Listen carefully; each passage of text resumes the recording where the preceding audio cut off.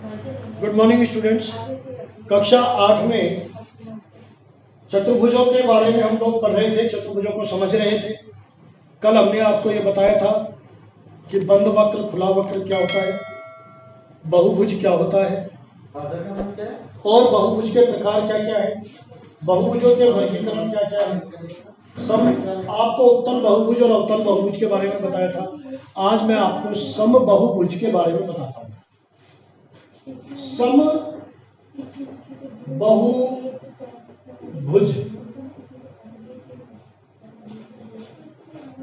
दो बातें समझ लो।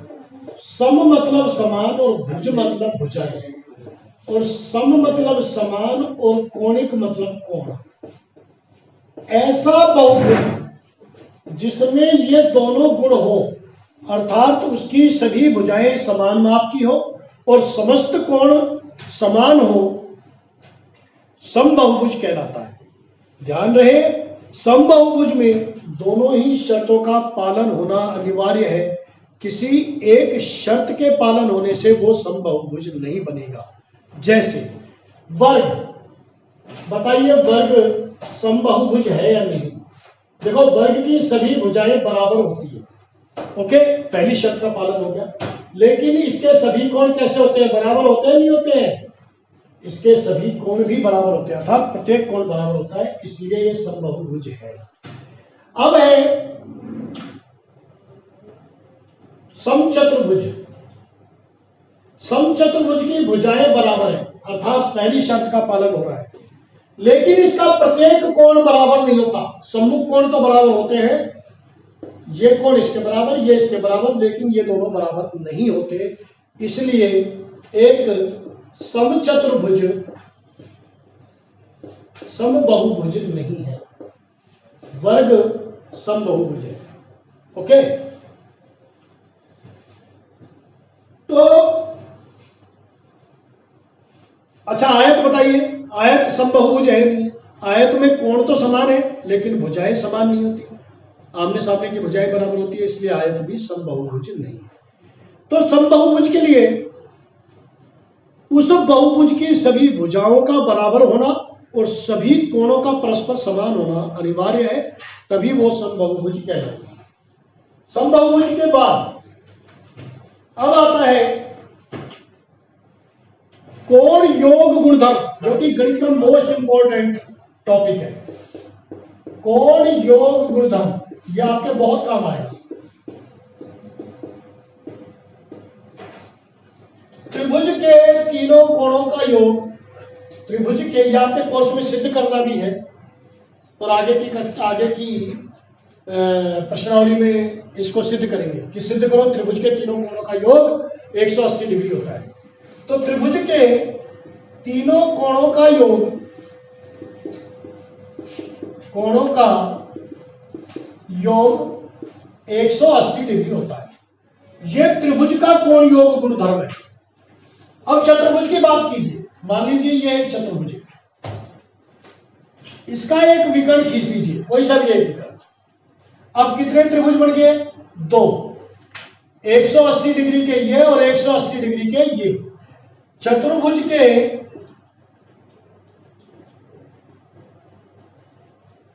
सभी कोणों का योग कितना हुआ? 360 डिग्री। आई बात समझ में?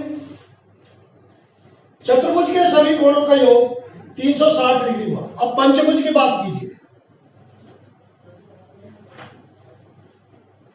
विकर्ण आपस में कटने नहीं चाहिए, ध्यान रहे। 1 2, तो 1 2 और 3, कितने त्रिभुज बने? 3। तो यह हुआ 3 इंटू 180।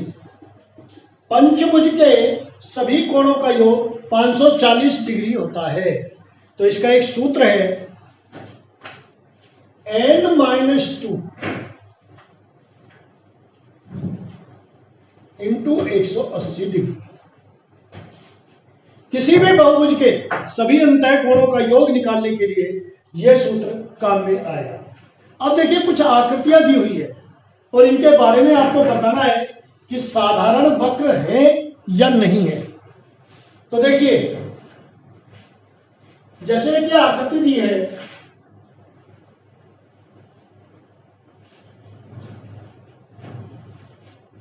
साधारण वक्र की हमने क्या डेफिनेशन बताई? आप किसी तल में पेन की नोक लगाइए और उसको घुमा दीजिए, वापस उसी बिंदु पर आ जाइए, ये साधारण वक्र है। इसको आप सरल रेखा खंडों द्वारा भी कर सकते हैं मेरे लिए। तो देखिए, मैंने पेन की नोक को यहां से चलाया, यहां गया, यहां गया, यहां गया और वापस यहां आ गया, तो ये क्या बना? साधारण वक्र है। ये वाली आकृति साधारण वक्र है। अब देखिए, ऐसे गया, फिर यूं आया इस तरह से और वापस यहां आ गया, ये भी साधारण वक्र है।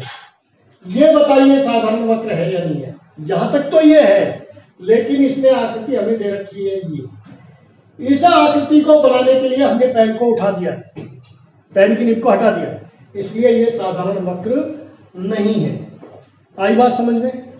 तो इस तरह से आप इन सवालों में देखेंगे कौन से साधारण वक्र है और कौन से साधारण वक्र नहीं है।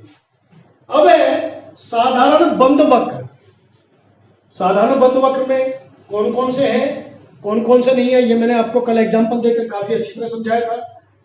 उत्तल बहुभुज में जैसे मान लीजिए ये है, इसके किनारों का नाम दे दो, इसके शीर्षों का A B C D E। अब विकर्ण मिलाइए, विकर्ण जैसे ये वाला है AD विकर्ण इस बहुभुज के बहिर्भाग में है, इसलिए ये अवतल बहुभुज है, उत्तल नहीं है। लेकिन ये वाला, इसका एक विकर्ण ये रहा, एक विकर्ण ये रहा, सभी विकर्णों के सभी भाग अभ्यंतर में है, अंतर्गत भाग है, इसलिए ये उत्तल बहुभुज है। कल मैंने आपको पहचानना भी बताया था और इनको क्लियर करना भी बताया था। बहुभुज वो होगा जिसमें रेखाखंड होंगे, वक्राकार भाग नहीं होगा। बंद वो होगा कि जिस सिरे से चालू हुए वहीं पर आकर के रुक गए। और उत्तल और अवतल का, उत्तल में सभी विकर्णों के सभी भाग अभ्यंतर में होंगे और अवतल में कोई भी विकर्ण का एक भाग बहिर्भाग में हो सकता है, या किसी कोई एक कोण वृत्त कोण होगा 180 डिग्री से ज्यादा। दोनों में से कोई सी भी एक प्रॉपर्टी आप याद रख लें तो वो होगा अवतल बहुभुज। एक चतुर्भुज में विकर्णों की संख्या कितनी होती है? ये चतुर्भुज है, इसमें कितने विकर्ण होंगे? एक तो ये वाला और एक ये वाला। त्रिभुज में विकर्ण कितने होते हैं? त्रिभुज का एक शीर्ष दूसरे से आसन्नता से जुड़ा होता है, यानी कि पास पास रहता है, इसलिए इसमें कोई विकर्ण नहीं है। चतुर्भुज में दो है। षष्ठभुज में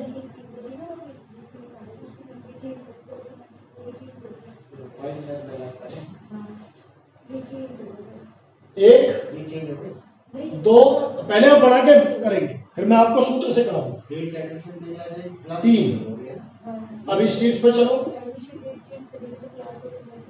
चार, पांच, छह, अब इससे चलो, सात, आठ, ये वाला नहीं मानेंगे, ये पहले आ चुका है। और इससे चलो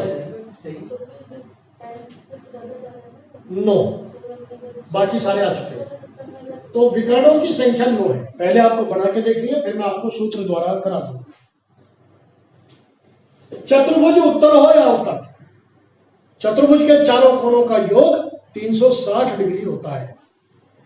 इस प्रकार हमारी प्रश्नावली 3.1 के 4 सवाल तक, 3 सवाल तक हो चुके हैं। बाकी कल चालू करेंगे। 3 ही 4 तक हो चुके हैं, क्योंकि चौथा सवाल भी मैंने करा दिया है। त्रिभुज का कोण योग गुणधर्म, चतुर्भुज का कोण योग गुणधर्म, पंचभुज का कोण योग गुणधर्म। षष्ठभुज में भी देखेंगे आप, षष्ठभुज में देखो कितने चतुर्भुज बनते हैं। ध्यान रहे, जिस समय आप कोण योग गुणधर्म करेंगे उस समय कोई भी विकर्ण कटना नहीं चाहिए। षष्ठभुज में देखिए, एक चतुर्भुज, एक त्रिभुज, दो त्रिभुज, तीन त्रिभुज, चार त्रिभुज। कितने त्रिभुज बने? 4। 18 चौक 72, 107, 720 डिग्री षष्ठभुज के सभी अंतः कोणों का योग होता है। तो इस तरह से अपने 4 क्वेश्चन हो गए, बाकी 3 क्वेश्चन वो कल कराएंगे और इसके साथ कल प्रश्नावली समाप्त हो जाएगी। Thank you very much.